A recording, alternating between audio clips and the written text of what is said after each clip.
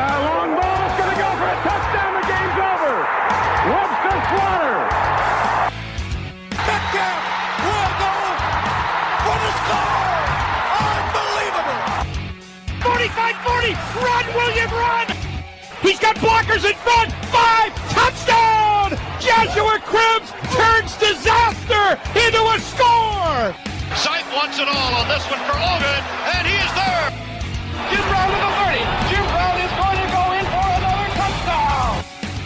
The Cleveland Browns select Baker Mayfield. Wow. It is Baker Mayfield.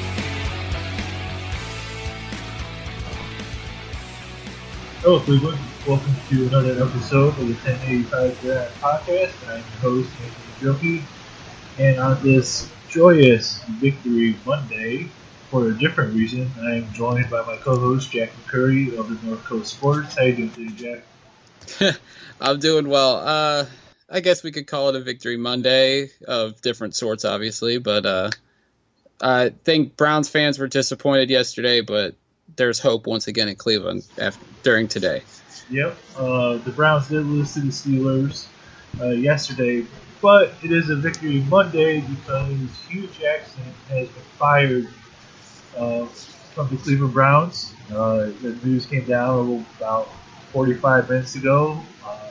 It's ironic because Jack and I recorded earlier this morning the breakdown of the game yesterday, and I made a joke that, of course, we'll get the news after we're done, and we'll figure that's what happened. So after we're done talking about Hugh Jackson being fired and potential replacements and whatnot, on the back end of this episode will be our breakdown of the game yesterday and everything that went on. So, but we're here to talk Hugh now, probably for the last time, thank goodness. So, Jack, what are your initial thoughts about Hugh Jackson being fired after going 3-36-1 as a head coach of the Cleveland Browns? It's great that the Haslams finally saw the light that the fans and obviously most of the organization had been seeing in the recent weeks, especially. I mean, obviously over the last 2.5 seasons, we've seen that Hugh Jackson just isn't a great NFL coach. He's also not a great leader of men. I know the players liked him, respected him, but as the reports were trickling out on Sunday, I think it was apparent that a change definitely needed to be made just in terms of leadership. And I said it on Twitter right before we jumped on here that I don't think anybody has anything personal against Hugh Jackson. And, those that have said that, fans have something personal against him, it's just wrong. I mean, honestly, when you look at it, Hugh Jackson is the worst NFL coach in the modern era. Obviously, there's that other coach from the 30s and 40s that has a worse win-loss percentage, but obviously in the Super Bowl era, no head coach has been worse that's been around at least 40 games than Hugh Jackson. I mean, whether it was his time in Oakland, which a lot of people seen these quotes that he said while he was in Oakland, and it looks parallel to what he's said here. He's not a good football coach. He might be a good offensive coordinator, but he can't be a leader of men because you just see it. He throws people under the bus. He doesn't hold himself accountable. And at the end of the day, just the way to be an NFL head coach, Hugh Jackson doesn't display the good way to be it. He displays the bad way. I have one question for you. Do you think that Hugh had to watch the tape to figure out if he was fired or not? He may have watched some tape this morning, but I don't think anybody was recording him getting fired in Berea this morning. Yeah. Thank goodness this wasn't going on when Hard Knocks was around. So, now that Hugh Jackson is gone, it tends to look like Al Saunders is going to take over. While it hasn't been confirmed yet, it appears that he's going to take over as an interim head coach of the Browns. That leaves Todd Haley as offensive coordinator, Greg Williams as the defensive coordinator. Do you think it's a good idea that Saunders is the interim head coach and letting those two coordinators remain in their spots and not doubling their workload and whatnot? Yeah, I don't have a problem with Al Saunders taking over. For those that don't know, Saunders was, he was the wide receiver coach, I think, for a couple years here, and then he moved into a senior offensive assistant role. He's 71 years old. Clearly, he's not a long-term fixture to be a head coach, but, according to what people have said, Dustin Fox especially, that's a guy that people respect in the Berea facility. And, he fires those coaches up or fires the players up on the sidelines during games. He's a fiery dude for being someone that's 71 years old. So, I think he will rally the troops. Obviously, like you said, it keeps Haley and Williams it keeps them on the same level of work that they've been doing so far this season. And, everybody should be able to stay the course and stay in their role. Just hopefully they can make up and salvage part of the season that's seemed to spiral out of control the last several weeks.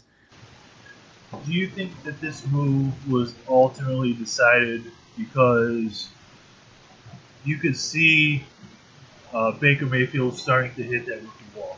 Was this move made because they didn't want to prevent any progress from being made with Baker Mayfield throughout the rest of the season? Yeah, I honestly do. I think that, the long-term development of Baker Mayfield played a huge role in this, and I think that's why John Dorsey made a push for it to be done, because he sees that Baker was starting to really regress. And, obviously under Hughes' leadership and the infighting, it doesn't make anything better. And I think, obviously Dorsey's been around long enough to know, whether he's seen it himself or he's heard about it from other people, if you have a dysfunctional organization and you are trying to A, change the culture, and B, try to develop a rookie quarterback, it's just a bad mixture. And obviously I think a change was definitely necessary for Baker, but also the rest of the football team. I mean, when you look at the whole roster of the Cleveland Browns, obviously it's a 60% turnover. You have a rookie starting quarterback, a rookie running back, rookie receiver, rookie left tackle, and a lot of guys in their second and third year that haven't been a part of a winning organization or a winning culture. And obviously something needed to be changed, and I'm glad John Dorsey's here to make the Haslam see that. Yeah, I think, Dorsey, from what's being reported, Dorsey was the one that wanted Hugh gone, and ultimately he got his way. So when you look at this entire situation, it appears that John Dorsey is in full control of this organization right now, and that's the way it should be, right? Yeah, definitely. I mean, no offense to the Haslams, but they have not established a winning culture here since they took over in 2012. I think this is the fifth head coach, based on the one report I've seen under their watch now. It's just they have not learned what it takes to be a successful ownership group yet. So, John Dorsey being here, his track record, whether it was in Green Bay or Kansas City, he knows what it takes to have a winning culture here and to have a sustained winning culture. So obviously the Haslams need to trust John Dorsey with what he's doing until he proves otherwise, that he can't get the job done.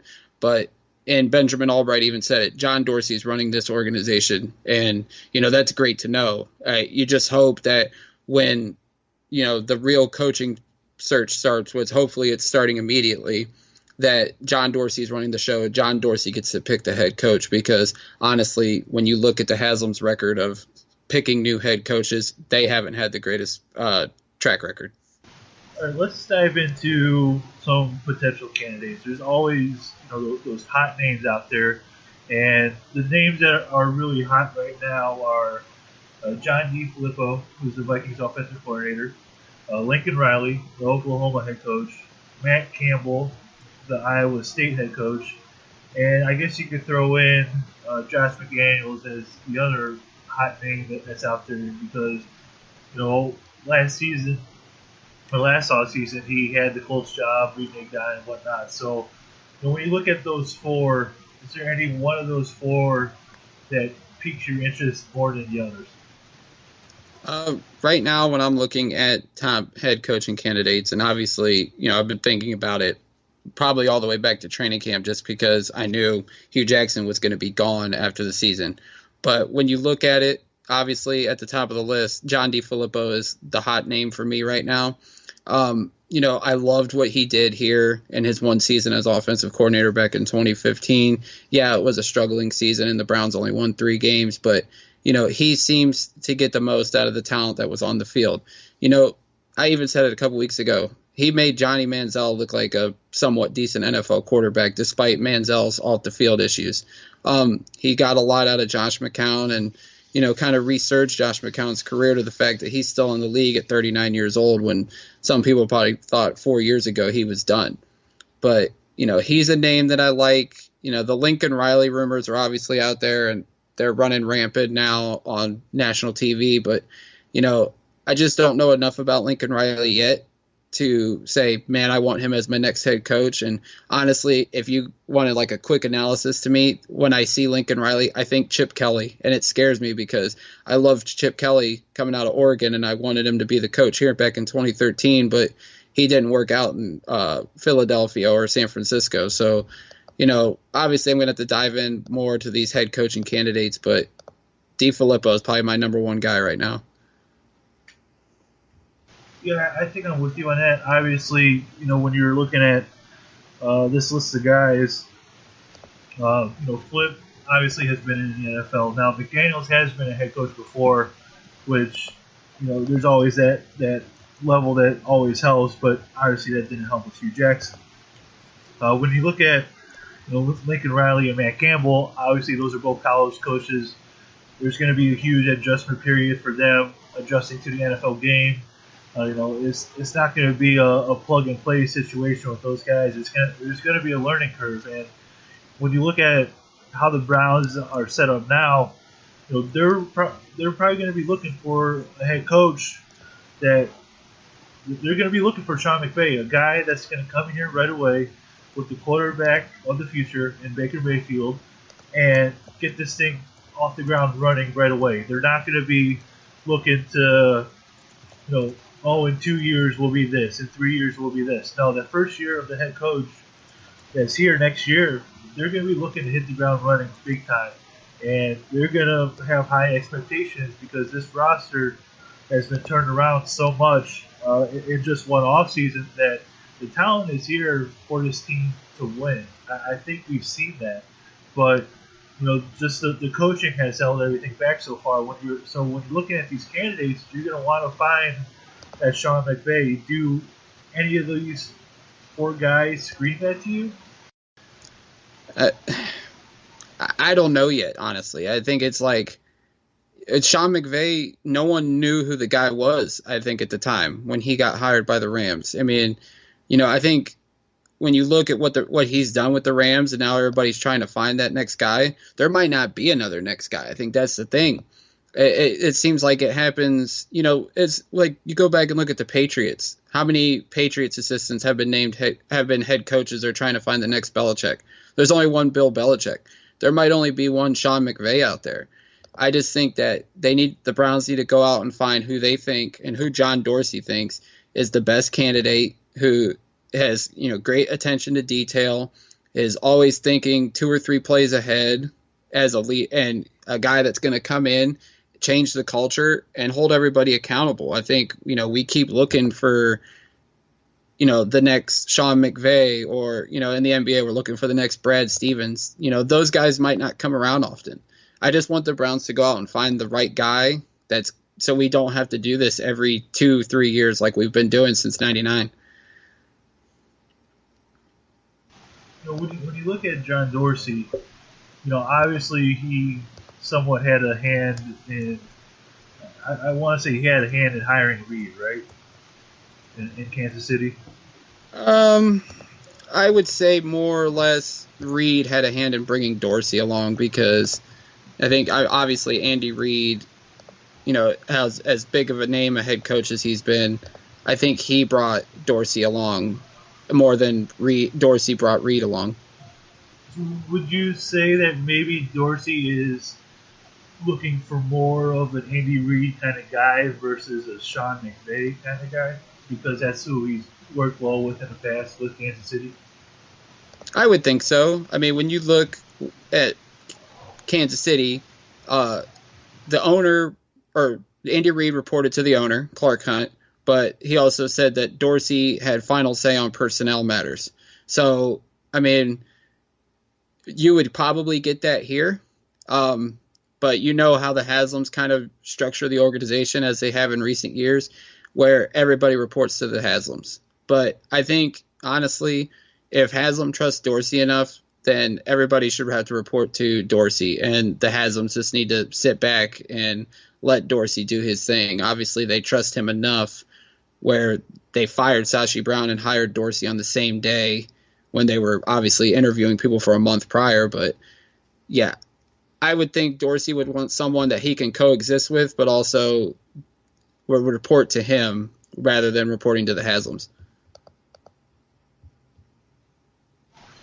Some of the other names I gathered on my list are obviously lesser. Well, some of them are lesser known guys. That there's a few more college coaches on there that are probably long shots, but we'll talk about it as well. Matt LaFleur, he's the Titans offensive coordinator. Jim Bob Cooter, the Lions offensive coordinator. Eric, I'm going to butcher this. Eric Bieniemy, is that close? Yeah, okay, close enough. He's a Chiefs offensive coordinator, and Dan Campbell, who's the assistant head coach / tight end coach for the Saints. So looking at those guys, obviously they're lesser known. Any of those guys raise an interest to you? Matt LaFleur does.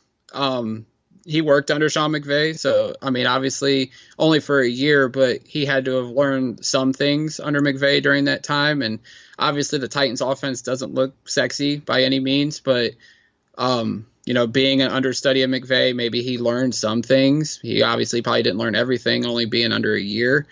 Bieniemy, I think that's actually how you pronounce it, is a name that's intriguing because obviously he worked under Andy Reid and he's been the running back coach there for several years, so there's a Dorsey connection there.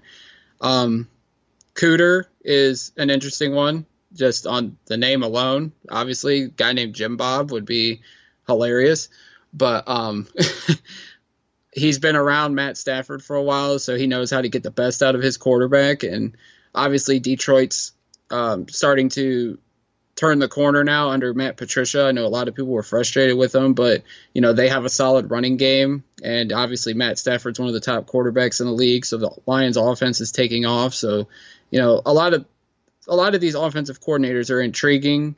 The Chiefs one I kind of pushed back because I just want to know how much of the offense success is because of Bieniemy and how much is it because of Andy Reid.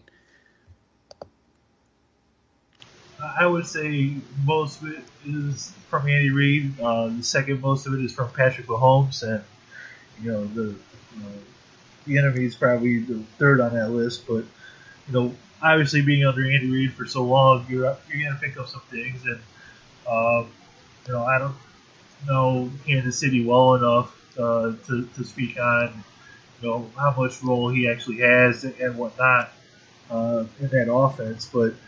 I think as we go through this entire process, we're obviously going to learn a lot about all these guys. And I'll tell you what, with how comfortable John Dorsey was taking Baker Mayfield #1 overall, for all the questions that surrounded him leading up to the draft, I have the absolute 100% confidence in Dorsey that he's going to do as much homework as he needs to find the right guy. It's not going to be any kind of knee-jerk decision when it comes to picking the next head coach of the Browns. It's going to be a long, thought-out process with this whole thing in finding the next head coach.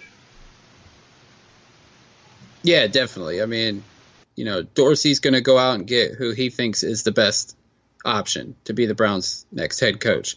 And he's open to the criticism, obviously, like you said, with not only Baker Mayfield, but the Denzel Ward pick, because you remember a lot of people were scratching their head at that one when we all thought it was going to be Bradley Chubb. So Dorsey doesn't really care what anybody thinks. He's going to go out and do what he thinks is best, whether that's, getting one of these unknown coordinators, whether he goes and gets a college coach, or whether he pulls a rabbit out of the hat that no one's expecting, whether it's maybe a defensive coach or a special teams coach. We don't know what Dorsey's got up his sleeve, but I'm sure he's got some names in mind that he's thinking about.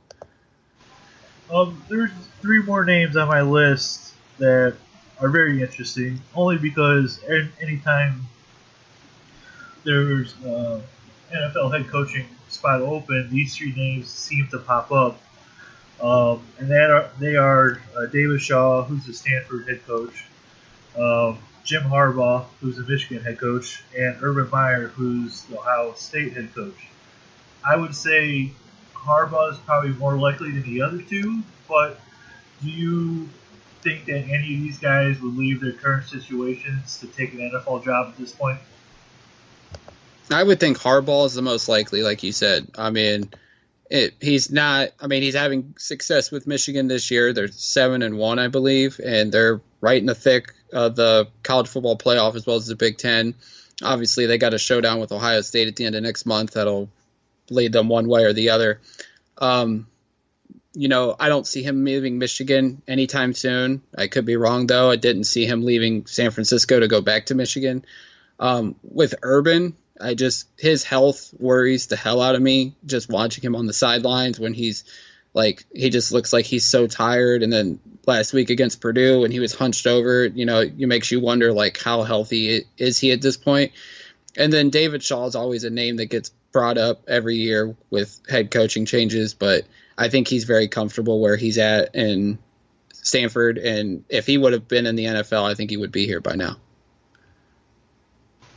Yeah, I mean, these, obviously, like I said, Harbaugh is the favorite out of those 3 if they were to leave their college job and make that jump to the NFL.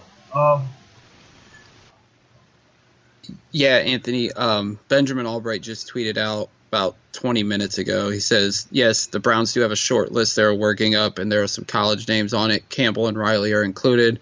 And they said one pro combination to keep your eye on is John DeFilippo, which is obviously the Vikings offensive coordinator, and Jim Schwartz, who's the Eagles defensive coordinator, which I think Albright's been mentioning Schwartz definitely as a possible coaching candidate for the last couple weeks. So would that be as like an assistant head coach kind of thing, or just bringing him as the defensive coordinator? Obviously, there had to be some kind of upgrade if they were bringing in both those guys, right? Yeah, I think in that scenario, John DeFilippo would come in obviously as the head coach, and then Schwartz, obviously you would have to give him another role.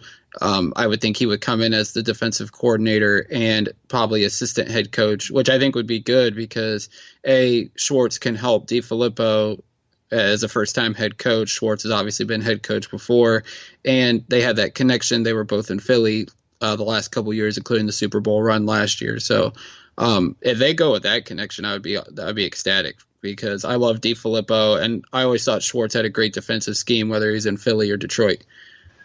I really like that the wide 9 that they used in Detroit with Schwartz and Sue and all those guys that they had there. If that's the case, would you say that Flip would call plays, or do you think he'd bring in an offensive coordinator to do that? A combination of the 2? What do you think? Yeah, I would think that, Schwartz or DeFilippo would probably either be the offensive play caller, or they do something like the Rams where they have a run game coordinator and a pass game coordinator. Anthony, we got more breaking news. All right. What do you got? According to Ian Rappaport, the Browns have fired Todd Haley as well. So let the madness continue. Yeah, I was going to say, that just kind of throws a complete wrench into a lot of what we just talked about. All right, so obviously they're cleaning house, and that's very interesting that they fired him as well. I guess they're going for the whole getting getting rid of the dysfunction kind of thing. So, all right, now that has happened, I would tend to think definitely Al Saunders is going to be the interim head coach, and you're probably going to look at Ken Zampese being the offensive coordinator for the remainder of the season. Either that or Zampese could be out too, because he was also, Hughes' go-to guy. He was the QB coach in Cincinnati. I think he was the QB coach here as well.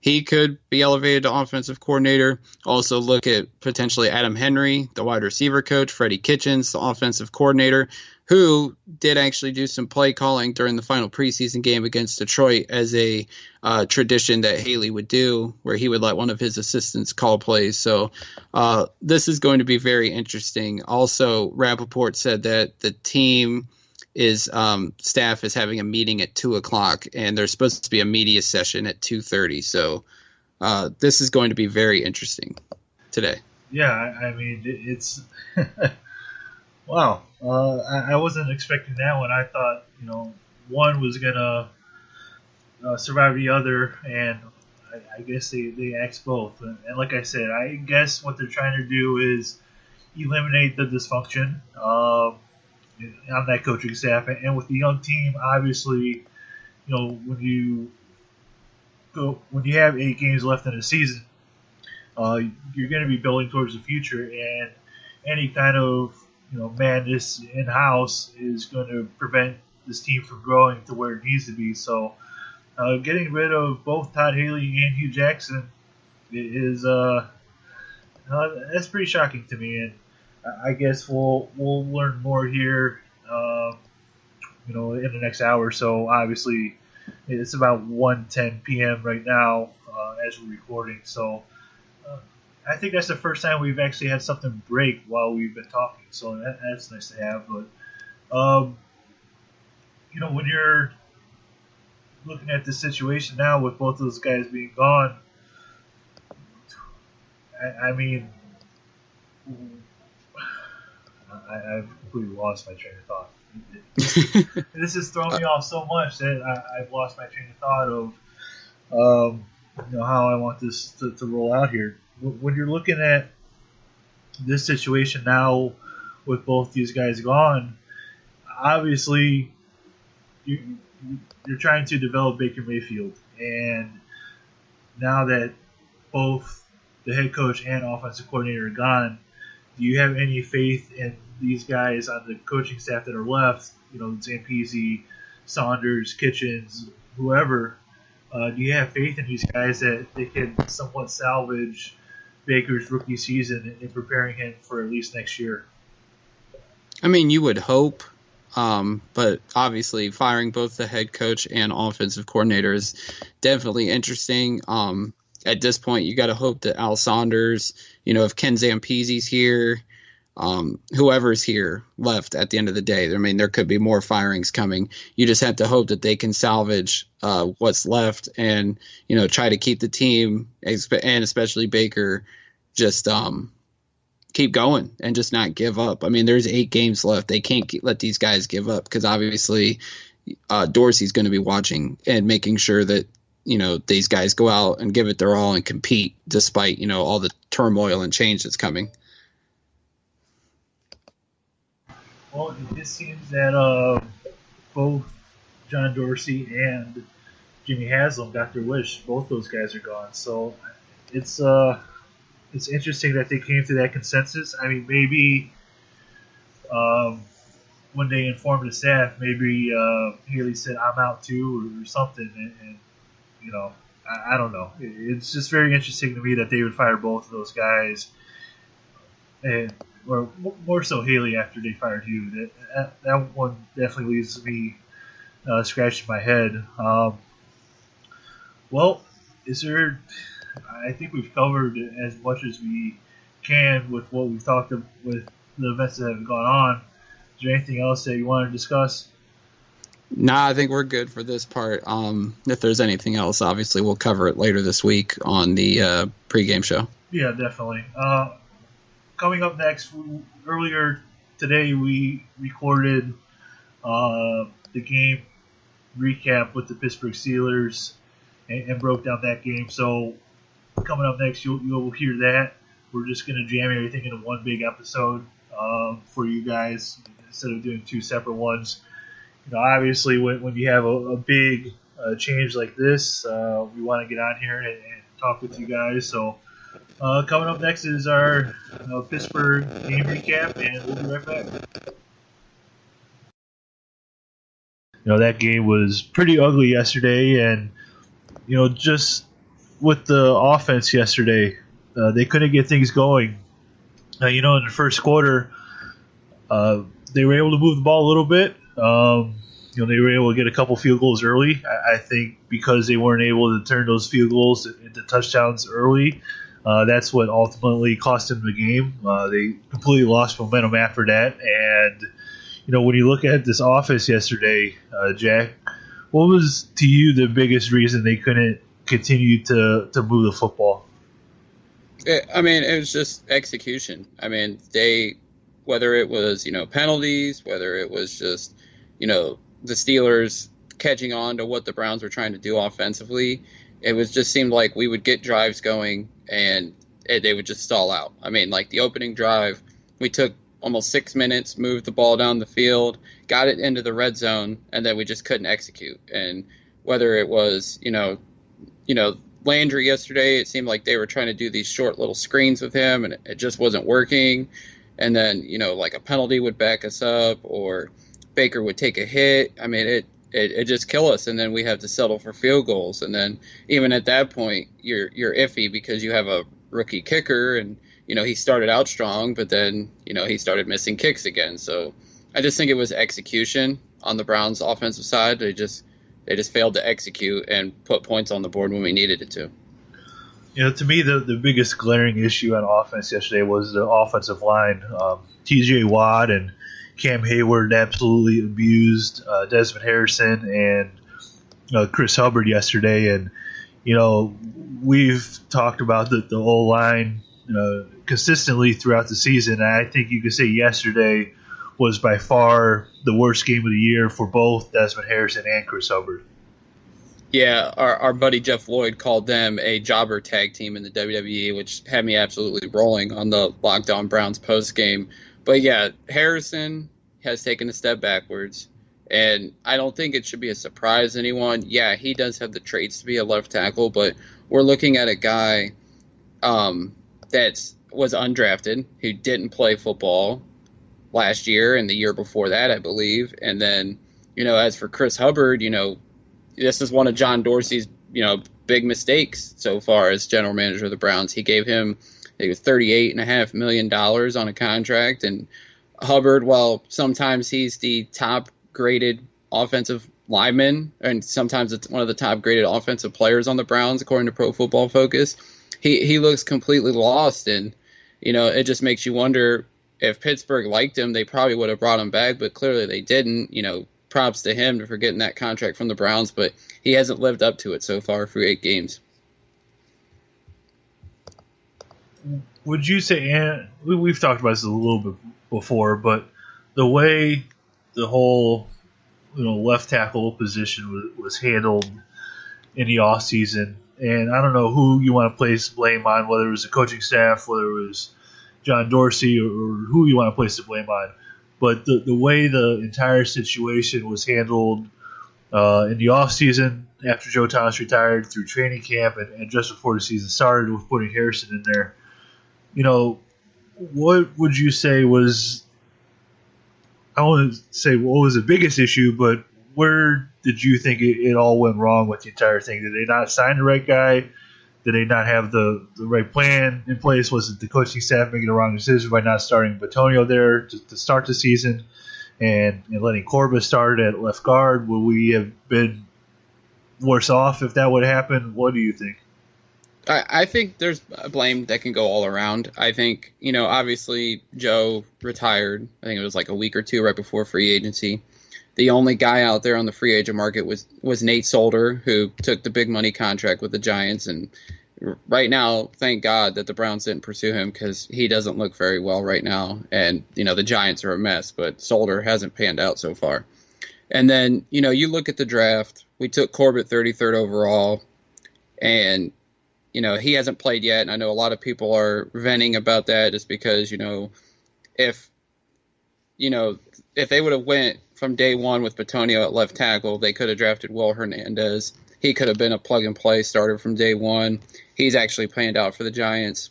So maybe that plan would have went well. But obviously, when Harrison got hurt in camp, I don't know what the expectations were at the beginning of camp for Harrison. But, maybe if he would have been the starter from day one at left tackle, maybe things would have been different. But the fact that, the coaching staff, even though it was plan Z to move Batonio to left tackle, they did it quickly, and it looked like it was working. But, to switch back from Batonio to Harrison the week of the opening game against Pittsburgh, it just seemed like that plan wasn't going to work. But you saw Harrison, was making strides. Granted, he wasn't playing top edge rushers, and now he is playing top edge rushers, and you're seeing his weaknesses. So I think blame can go all around from the front office to the coaching staff. I'm hopeful that Harrison can turn it around because, like I said, he has the traits to be a successful left tackle. He's just, he's hitting the rookie wall at this point, obviously. And, it's up to the coaches now to, keep him motivated, keep his hopes up. But, obviously with everything going on right now in Cleveland, it's probably tough for everybody to try to keep their hopes up because it seems like the season is spiraling out of control. What did you think of Baker Mayfield's performance yesterday? There was a point, I think it was the start of the fourth quarter, he only had 98 passing yards, and he finished yesterday 22 of 36 for 180 yards, 2 touchdowns, and an interception. He only took 2 sacks, but, as we talked about, it was much worse than just taking 2 sacks. So what did you think of Baker's performance yesterday in his debut over at Heinz Field? Yeah, I thought he did some good things. Obviously he only took 2 sacks yesterday, so he was getting the ball out quicker. There was times he was, taking off and running. I think he had 1 run, but, he was able to move out of the pocket and try to scramble. The one play that really impressed me was 2 times he almost got sacked, and he did like a 360 spin and was able to roll out and find Landry for a 20-yard completion. But, obviously all the pressure yesterday, he looked like he took a beating, obviously, and it looked like he was in a lot of pain. At one point he was limping off the field, and to a point where Tyrod had his helmet on, he was watching the iPad. But I think Baker, obviously, he's a competitor. He's tough. He's going to go out there and play. But you got to wonder at some point, are the Browns putting him in a safe situation for him to succeed? And obviously, with everything going on around the organization, is this good for him? And to a point where if he keeps taking a beating like this, is it going to affect him long term, not only physically but mentally? I think yesterday, after he took that, there was a one nasty shot he took in the early fourth quarter, and I'm like, well, I was ready to put Tyrod in because I'm ready to protect Baker at all costs, especially, as you mentioned, the season is pretty much starting to spiral out of control. They're now 2-5-1 on the year, and when you're looking at the rest of the schedule, the next 2 weeks before the bye week are extremely tough. You have Kansas City coming up next week, and after that you have the Atlanta Falcons coming to town. So, things are not going to get easier before the bye week comes up, and I don't know what solution they're going to have with the offensive line to help keep them upright, or if they're going to add any kind of receivers to help them out. And I think that's part of the problem as well.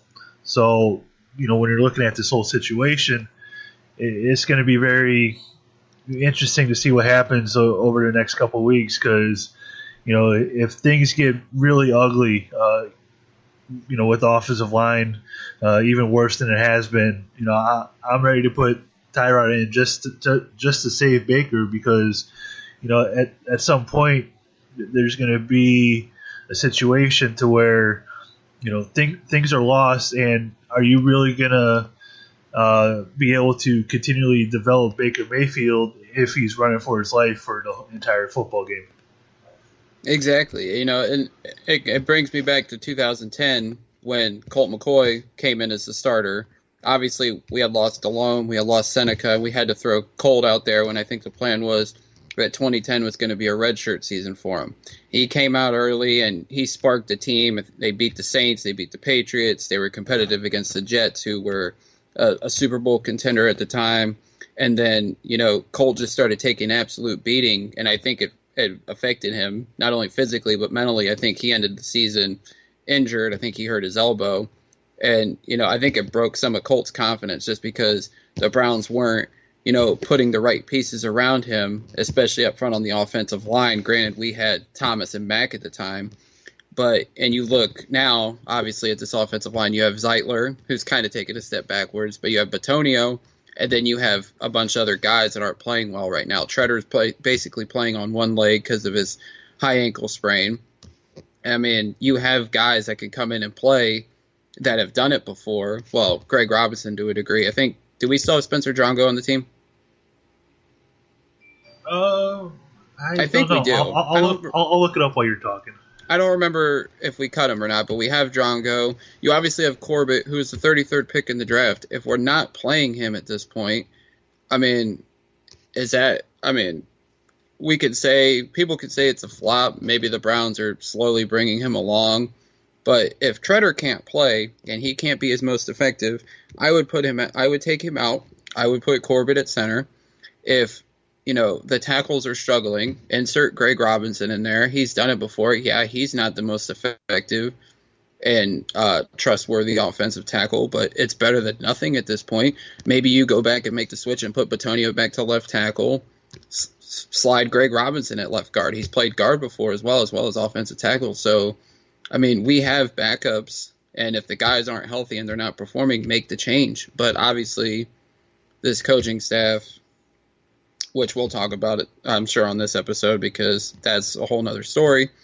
They're struggling, and something needs to change, because obviously I think John Dorsey and the front office see that this team has talent that can win football games, but, obviously circumstances are dictating that, and the record stands as it is.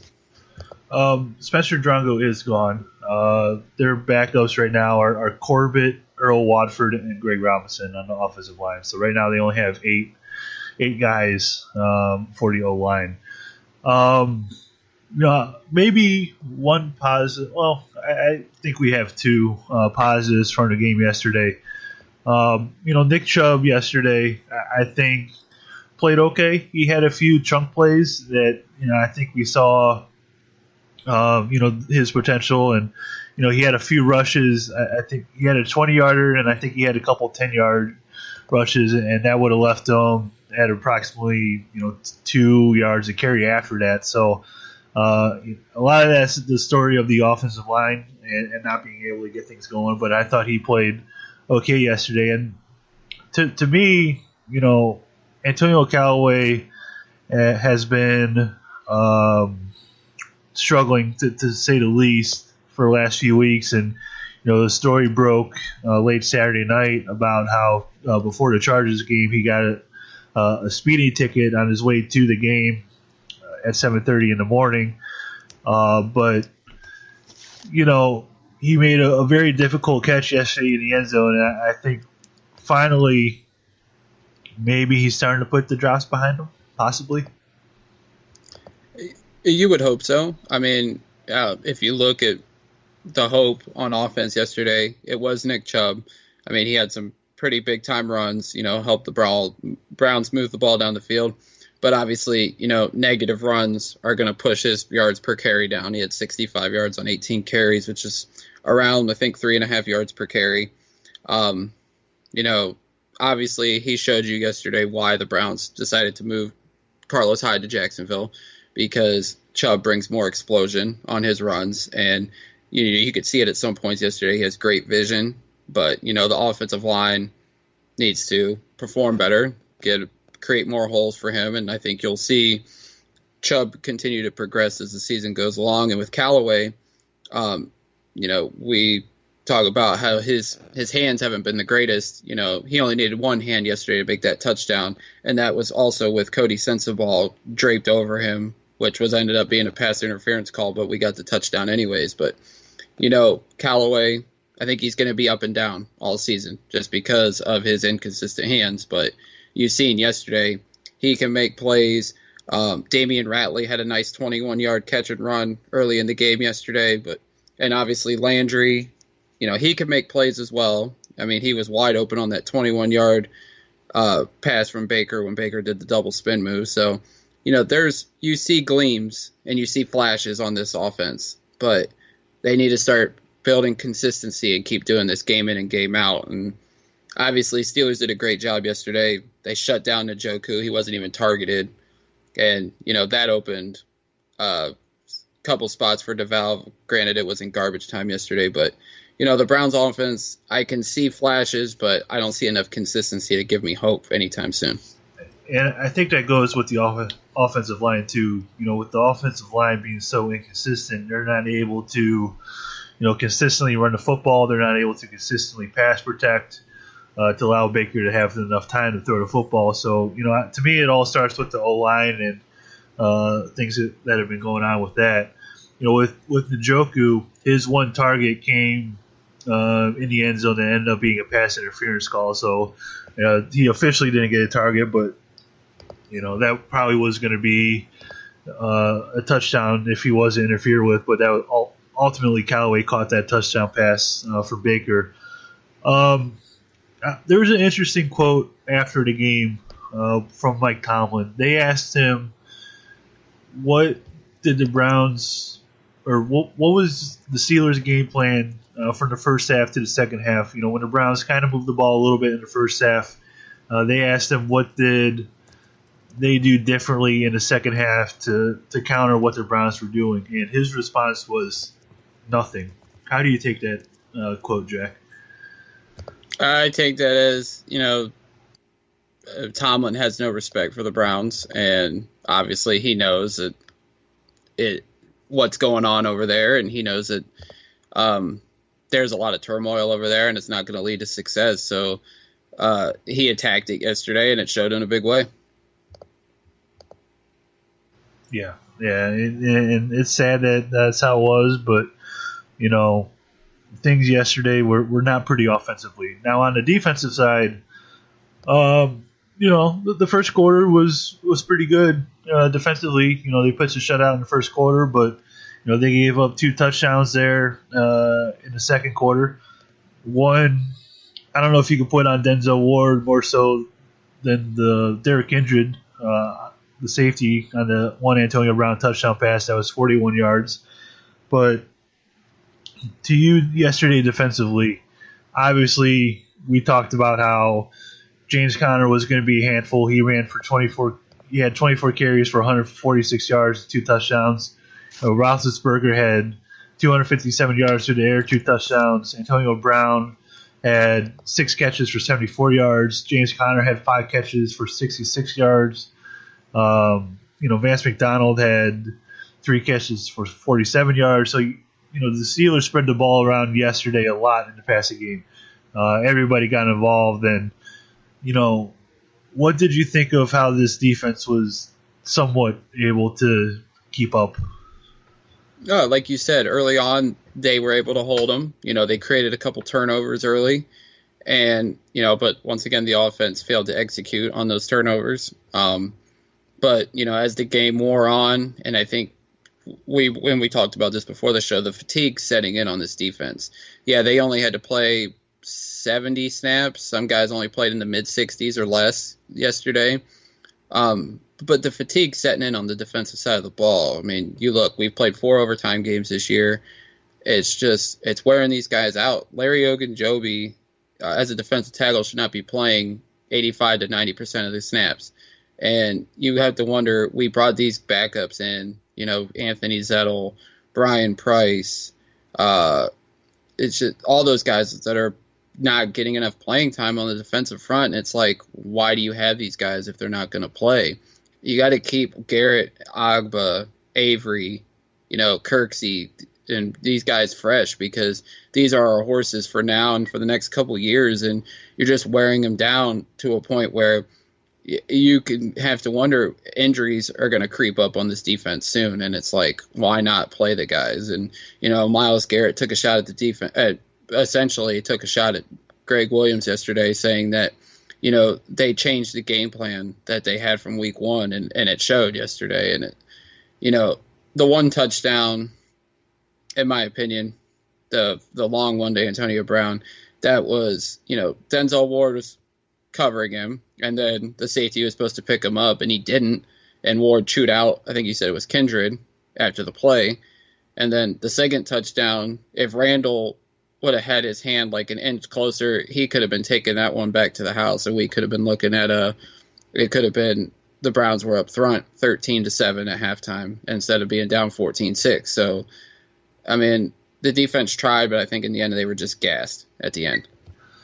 Yeah, you mentioned they played 70 snaps yesterday, played 90 snaps the week before, and obviously with Pittsburgh coming off a bye, they're fresh, they're good to go, and you could just see it in the running game yesterday. James Conner was just gashing the Browns defense consistently yesterday, and obviously they have not missed Le'Veon Bell, and we'll see if he's traded before the Tuesday deadline at 4:00, and we'll see if the Browns are getting moves as well. But what was your thoughts of Miles? You talked about it a little bit, but what was your thoughts of Myles Garrett questioning Greg Williams' game plan for the defense?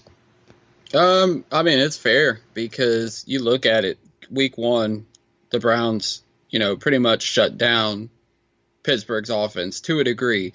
I mean, Brown and Schuster had big games. Connor had a big game, but the Browns were able to force turnovers, and they were able to pressure Ben Roethlisberger into those turnovers, and it just seemed like there was no pressure yesterday. I mean, they got the one sack. Myles Garrett got his sack. Set the Browns record for most sacks in a season through 8 games. But, there just wasn't enough pressure up front. And you have to wonder what was Greg Williams trying to do yesterday when he knew that the week one game plan, obviously, against Pittsburgh was working. And we were going up against pretty much the same. Actually, it was the same Pittsburgh team. There was no differences on offense. So, yeah, I mean, it's fair to criticize Greg Williams yesterday because it was due. I mean, it needed to happen. Yeah, definitely. And, I think that, we were definitely critical of Greg last season, and that was absolutely fair. But, things seemed to be getting better this season. You saw the defense playing well. You saw Myles Garrett has been really playing well. Denzel Ward's been absolutely fantastic as a rookie. Jannard Avery, Ogba, some of those guys have been playing well. It seems Jamie Collins has been playing a little bit better the last couple of weeks, and we'll talk about why here in a second. But, but the secondary and the linebacking core have just been absolutely decimated with injuries. Joe Schobert, Mitchell, Gaines. So, just when you have that many hits on defense, and we've discussed it, Dorsey wasn't going to be able to build everything in 1 year. Rome wasn't built in a day. He overhauled that roster as much as he could. There was over 60% turnover on the roster, and when you do that in one offseason, you're not going to be able to build the depth that you need for an entire 60-game season to battle injuries and whatnot that you're going to face. And when the Browns have faced so many injuries this season, that lack of depth is showing right now in the secondary and in the linebacking core. It's going to take another offseason to build that up and hopefully, and you hope there aren't injuries, but every team's going to face them. So hopefully going into the next season, they're able to, when those injuries do pop up, they'll be prepared and good to go. Yeah, definitely. I mean, I think we've said it. I mean, you just said it again, but like anybody that is expecting the team to go that was 0-16, have a giant roster turnover and to be able to be contenders in a season, you were thinking crazy. I mean, their team lacks depth. I think that's obvious. Dorsey wasn't going to fix it all in one offseason. And I think that's why, a lot of people are vouching that the Browns go out and spend some of this draft capital that we have piled up to go out and get some veterans that could help the team now, but not in the future. And I think that's what Dorsey's looking at. He's not focusing on the team just for this year, but also for 2019 and 2020 and 2021. You have to build this team up long term. And obviously they've laid the foundation. Sashi and Hugh did for starters. And now Dorsey's coming in and building on that foundation. And he needs to continue to build it up until we're in a powerhouse situation like the Eagles, like the Patriots, like the Rams, etc. You know, like Anthony just said, Rome wasn't built in a day. We have to trust Dorsey. Yeah, he's definitely made some mistakes. Chris Hubbard, definitely probably his worst one so far. But you can see that he's adding to the talent that Sashi Brown laid down here, and that he's going to keep building on that. And, you know, we have the quarterback, I believe, in Baker Mayfield. Now it's time to build around him and build this thing into a contender. And it's going to take time. And you could even say he made a good decision. And what was his big mistake with Chris Hubbard is that the Browns have an out after the season. So it really won't cost him, you know, long term. They did give him $35 million, but, you know, having that out after the season is extremely helpful. And I would tend to bet that, you know, they're going to move on from that contract this offseason. Is there anything else about this game that you want to discuss before we move on at all? Nah. Yeah, I just want to put this game behind me. All right. That's fine with me. You know, I mentioned Jamie Collins playing better, and one of the reasons for that, or one of the potential reasons for that, is he seems to be drawing some interest around the league, including from his former team, the New England Patriots. There was a report from Pro Football Talk yesterday morning that, you know, the Patriots might have interest in bringing Jamie Collins back. Is that what you see has been motivating Jamie Collins the last few weeks? Because it does seem like he's been a little bit more involved, playing a little bit better. Do you expect the Browns to trade him? And if he does go to the Patriots, you know, I discussed with you yesterday, Belichick traded him away for a third-round pick. He let another team pay him.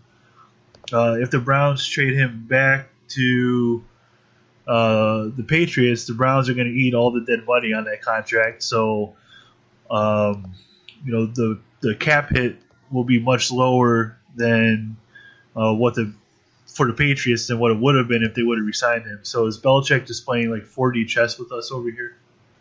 I mean, it's definitely possible.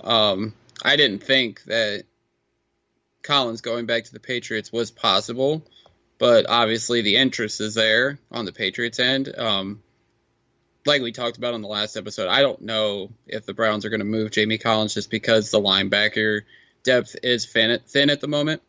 But like I also said, if the deal's right and the Browns get fair enough compensation in return, then I think Jamie Collins could be gone.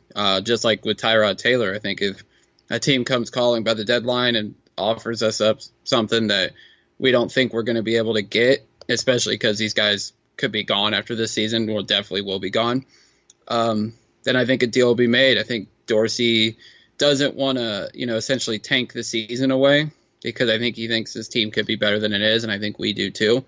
But if you could get assets for guys that you don't see here in 2019 and beyond, then you pull the trigger on that deal. Yeah, definitely. And, you know, I'm ready to, you know, obviously we've not talked about next year's draft on this show so far, and I think it obviously, you know, we've only done this for one season, but, you know, it's going into week 8, and, you know, we'll probably start talking about that. I don't know if we'll talk about it next episode, but maybe next week. You know, you told me that you're ready. You know, I've been kind of nudging you for the last week or so about potentially doing it, so we'll probably get into that a little bit. But I'm ready to listen to any and all offers for the veterans on this team that, you know, we see that we'll potentially see not fit into the Browns' future. You know, Collins and, you know, maybe Kirksey, maybe some guys in the secondary. I don't know if there's anybody on offense. You know, maybe Treader, but obviously, you know, he's hurt. So, you know, I think we're going to start preparing for the draft, and like I said, I'll listen to any offer that you throw our way, and I'm sure Dorsey will do that as well. And I wouldn't be surprised if he ends up making a trade or two for the future to help out this team by bringing somebody in. There are plenty of guys out there at this trade deadline that might be moved. There's been a lot of buzz around this trade deadline, and I don't know if you want to preview it a little bit, but are there any guys out there that, obviously, Odell Beckham's a complete long shot, but are there any other guys out there that you could see the Browns bringing in to help this team for the long term, not just the short term? A lot of these guys that are being mentioned in trade rumors are veterans towards the end of their career, like a Demaryius Thomas, like a Pierre Garçon that, could help us out immediately, but don't help us out long term. One name, and our buddy Stephen Thomas has mentioned him, that could help us. He's 24 years old. He was a top draft pick a couple years ago, but hasn't really panned out because of injuries and, just not performing the greatest. But Dante Fowler Jr., the defensive end out of Jacksonville, is an intriguing name to me. So far in his early career, he's had 14 sacks in 3 seasons. Obviously, he's not what Jacksonville was banking on when they drafted him 3rd overall in 2015, and his name has been floated around in potential trade rumors. I know we have Emmanuel Ogbah, but it wouldn't hurt, I think, to add another pass rusher, especially a young one. Obviously, next year you're going to have to pay him with it. I think the Jaguars did pick up his 5th-year option, so you're going to have to pay him a lot of money. He's actually going to be a free agent after this year. But I wouldn't mind bringing him in, see what he's got. If he does pan out and performs for us, you sign him to a contract extension. Obviously, he has a criminal background as well, so I think I would make it an incentive-laced contract, so wouldn't hurt us financially.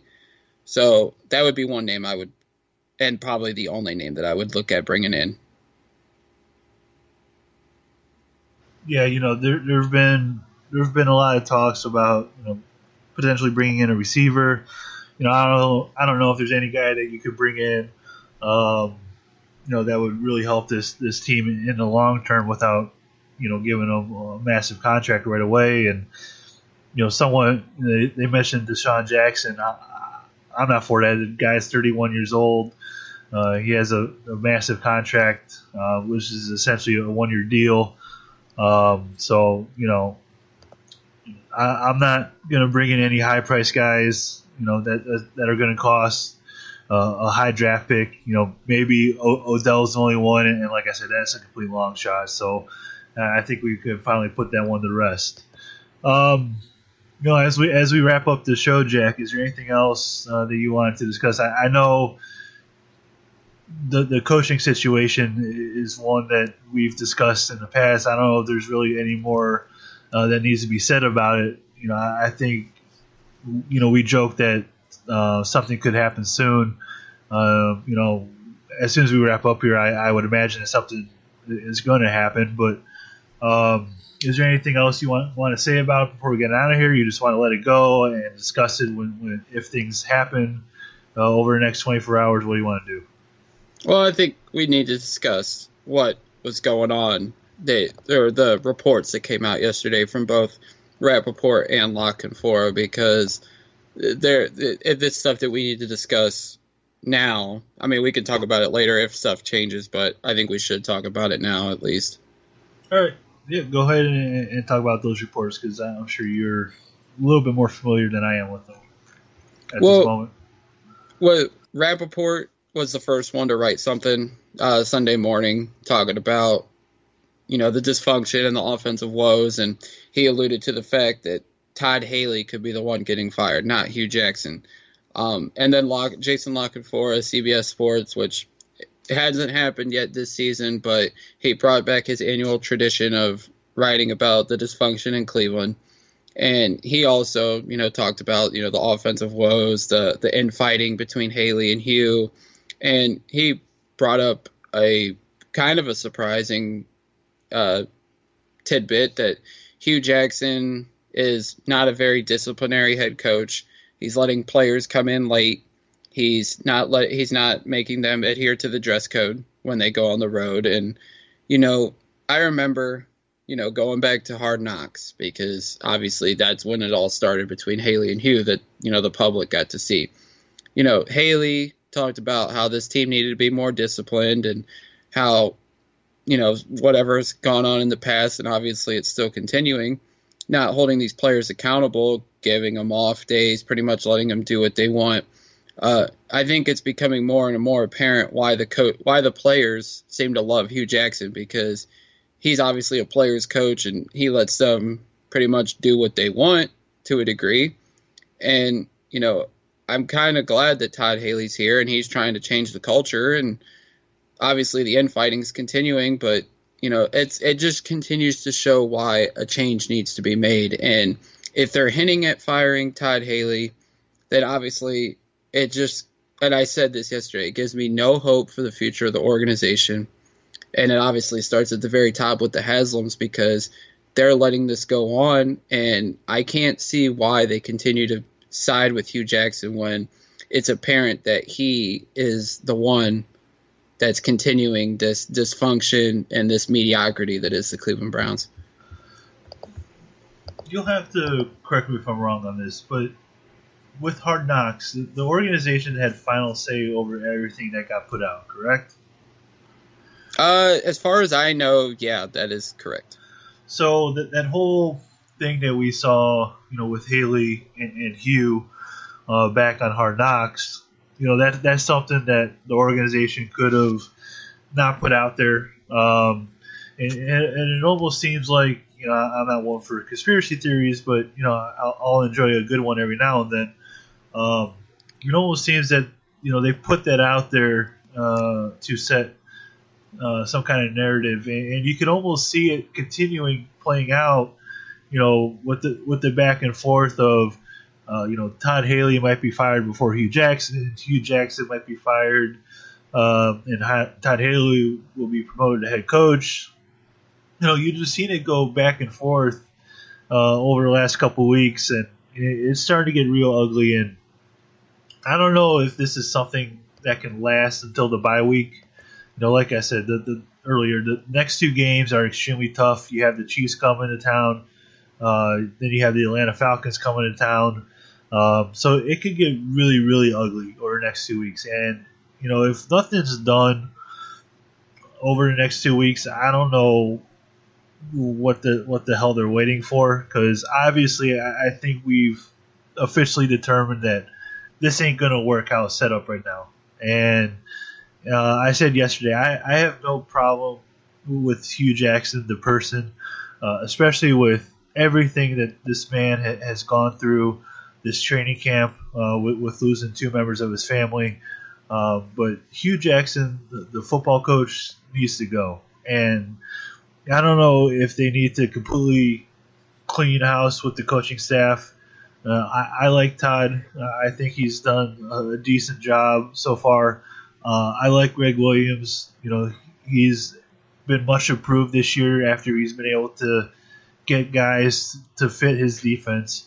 But, the comments about, players coming in late, players doing whatever they want, that's all on Hugh Jackson. And obviously, on our last podcast, I spoke about Hugh Jackson and his way of handling the media and not protecting Baker Mayfield in the media and stuff like that.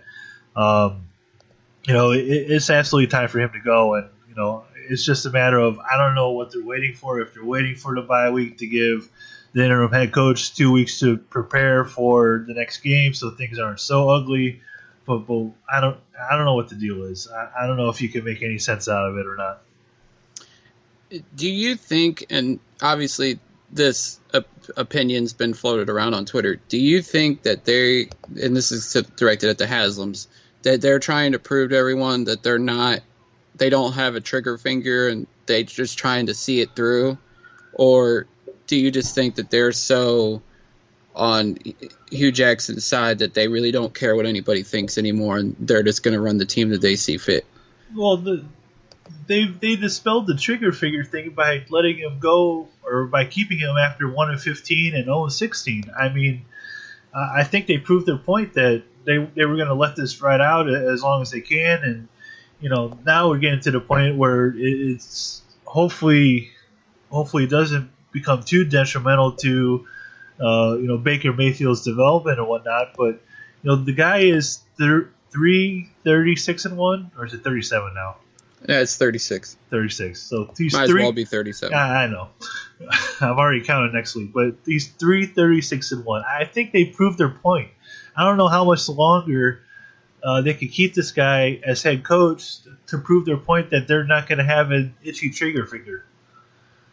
Yeah, I mean, and it's been floated around to the national media. Hugh Jackson is the second worst coach in NFL history, and he may as well be the first, because the guy that was first was the owner of the team that he was coaching. This was back in like the 1930s, and he was coach for 6 years, and he had a worse win-loss percentage. But Hugh Jackson will surpass that if he somehow coaches the next 5 games and loses them all. So, I mean, I don't understand what the Haslam's thinking is. I know they pretty much gave Hugh a pass for 1-31 just because of Sashi, but I still think that Hugh had a ton to do with that as well. It wasn't just Sashi Brown's fault for why the Browns were so inept in 2016 and 2017, but you can just see it. They're going to lose the fans again. That 0-16 might have lost some fans, but the fact that they're keeping Hugh Jackson as the coach, and it doesn't seem like there's a change in sight, it just seems like you're going to lose a lot more fans doing this again. Now would be the 3rd year in a row of ineptitude. If Hugh Jackson is coaching this Sunday and things get extremely out of hand against the Kansas City Chiefs, that stadium is going to turn ugly. I mean, I was there, the night that Baker came in, and they were chanting for Baker Mayfield, before Tyrod got hurt or whatnot. It's going to be 30 times louder than those chants that you heard on TV. It's going to turn very ugly, and I think for the most part the Haslams are in attendance for every single game or every single home game, and trust me, they're going to hear those chants, and it's going to not be a very pretty scene, and obviously it'll come across the television broadcast and whatnot. So it's going to be very interesting if Hugh Jackson is the head coach on Sunday. Next week is the 25th anniversary of when the Browns released Bernie Kosar, and I'm sure people at the stadium were chanting Bill must go in reference to Bill Belichick. If things get ugly on Sunday, I want to hear Hugh must go at the stadium, because the fans need to start getting their point across at the stadium. Obviously, we're doing it on social media, but we are tired of dealing with Hugh Jackson as our head coach. We want to see change, and I think the voices need to get louder, and it needs to start Sunday at the stadium. Yeah, I think the voices have gone as loud as they can right now, and Sunday, if he's still there, it's going to get even louder. Is there anything else you want to talk about before we get out of here, so we don't have to talk anymore about this coaching stuff, because it's going to drive me nuts until a change is made? No, I just want to actually, right before we get on out of here, I just want to give a shout out to Hiram. I muted him on Twitter, but he decided to tweet this morning saying that I'm a good dude, but my stuff is pure garbage on here. First of all, thanks for listening, Hiram. And second, if you want to come on and talk Browns with us, you're more than welcome to, because the stuff that you tweet out is pure garbage, buddy. Thank you, Hiram, for listening. I appreciate it. All right, Jay, go ahead and plug everything you got before we get out of here. As always, follow me on Twitter at jmccurrycle. Check out my site, thenorthcoastsports.com. And check out the other podcasts that myself and Anthony do, the North Coast Sportscast.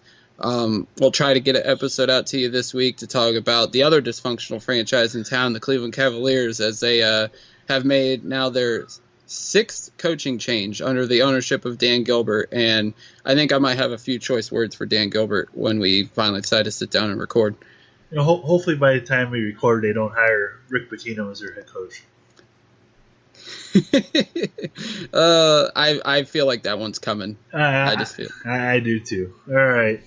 As always, you can follow me on Twitter at Anthony Joki, Joki. You can follow the podcast on Twitter and on Facebook at 1085 Gridiron. You can find the podcast on pretty much any platform that you guys use, including iTunes, SoundCloud, iHeartRadio, and Spotify. Be sure to subscribe, rate, review our podcast. We absolutely appreciate it.